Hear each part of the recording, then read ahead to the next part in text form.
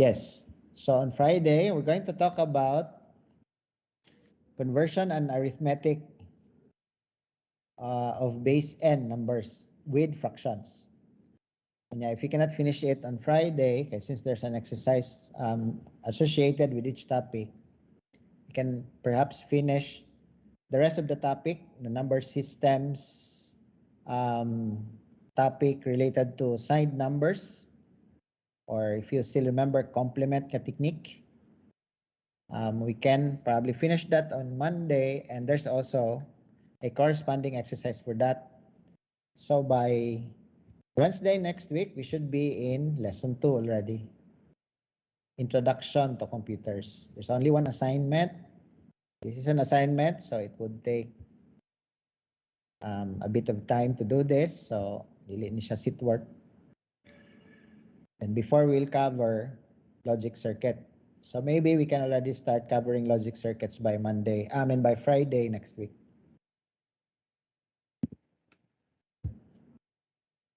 Yes, someone is wanted to talk.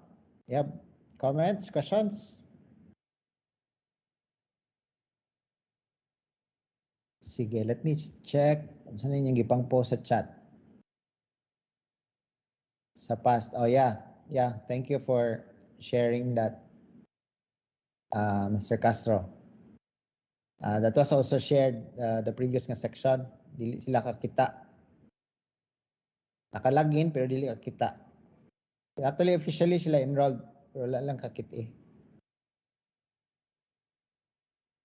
Sige, Mr. Sarita, if it's not true with you, I'll check again. Just comment or, this comment will serve as my reminder to verify if you are really officially enrolled or wala pa. Sige. Pero for those who have problems with kanang logging in, padilain. Wala ko power to change your password. So si admin ragyod sa Lair may kaya na. I don't have power also to create a new account. Si admin rasad sa Lair ang naay authority ana. Kung wala pag yun mo'y Moodle or Lair nga account, please approach create. I don't have the privilege to create new account. I only have the privilege of a teacher for CS132. I don't even have the privilege to view other courses. So Peralta, Sarita. Sige, I'll check it later. I'll reply lang to your messages once I've checked the layer. Dilain. So again ha, kung password related, wala ko'y power ana. Pagkasulod gili mo, hindi na mo kita, posible nasaag lang ang enrollment or basig laing tao ang na-enroll dili ikaw. Kaparehog apelido. Pero stop messaging again, last reminder, stop messaging the dean about layer nga issues. I'm not sure if dirito nga section, pero you should know where to ask the right questions ba. That's not the right question for the dean.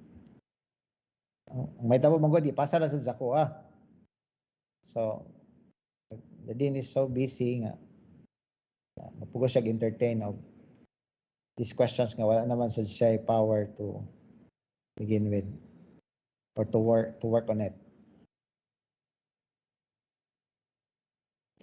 All right, so yes, nice to see you everyone. This is one of the biggest classes actually ever. 65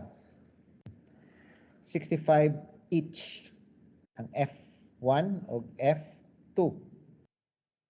Ang F3 is 40 plus. So there's a lot of people here. So let's try to manage this properly. So again, I would remind tanang submissions in Lair, the ones that I'm posting in Lair are actually links lang to a Google na form. Pero the reason why I'm not allowing you to submit any file in Lair because we don't want to overwhelm Lair as well. Especially kung mga large files ang i-submit, that would take time and that would consume a lot of bandwidth ba for the server. So that's why we're redirecting on another platform. So the deadlines are set in Lair, but Lair will not disallow you to submit even if it's outside na of the deadline. Pero you still can submit it. Ang ako ang i-check lang is the timestamp of the file that you have submitted. And that will be the basis actually for the discount mentioned earlier. So ang sa Lair, naran ay notice nga deadline siya nga date, pero Lair will not prevent you to submit even if it's 1 month late or several weeks late. You still can submit it. Pero after submission, makita mo na ang timestamp sa submission, and at the same time, I can also verify the timestamp of the file. When was it last edited or last uploaded or last modified baron. So yeah, that's just a reminder. All right, so we're 54 now and we're supposed to be 65.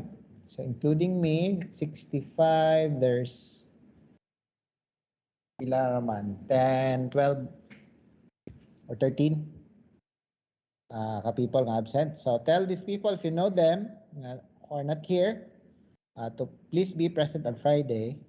We're going to do our first sit work on Friday. By the way, I think I haven't mentioned it. So in case if I haven't mentioned, ang tanang sit work di ay kay handwritten na. So niyo mako nga ang file format is PDF.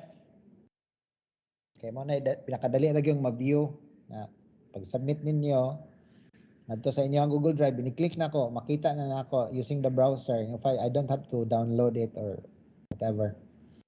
So everything has to be in PDF.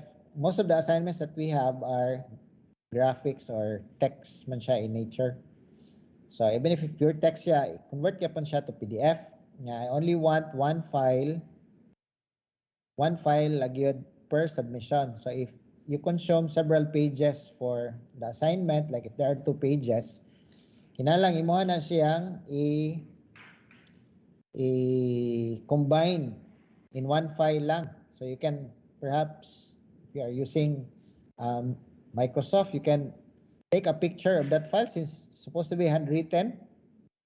Picture ng file, kung pila siya ka pages, i-organize siya in Word, usa siya i-convert to PDF. Or if you have a PDF nga editor, then well and good. Pero if there's none, you can also use Google Docs actually to do that. So dapat PDF lang, kaya parang dili siya mabungkag. Inig open ako, dili siya misalign ba ang mga items there. Kaya dapat one file lang yun. So kung nakay 5 pages, paginate yun siya ang 5 ka pages properly. Put it in one file. So PDF, handwritten. Remember that. Handwritten. Kanang assignment, handwritten. Well, there are times nga pwede siya typewritten. Pero i-mention lang kung pwede typewritten. Pero default is handwritten, particularly kanang mga sit work.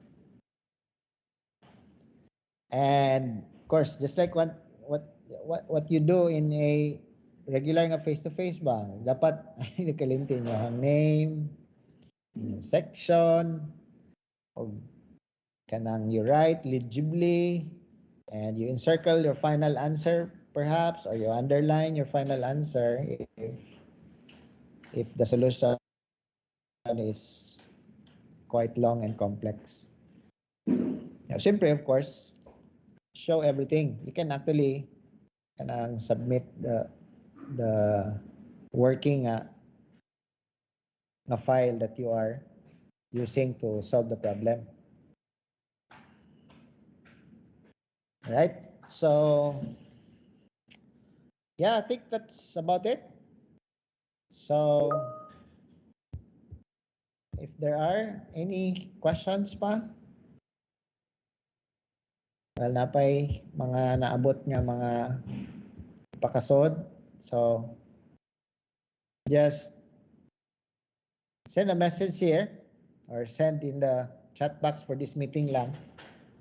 Parang na ako i-reference to verify later kung kinsa pa ang wala ma-enroll. Alright, so I think we're more than 30 minutes na. So I promise 30 minutes lang. So are there any other questions? Well, if there's none, so that's all for today. Nice meeting you all, everyone, and see you all on Friday. Bye. Bye, sir. Bye, sir. Bye, Thank you, sir. sir. Thank you, sir. Bye, sir. Bye, sir. Bye, sir. Bye, sir. Bye, sir.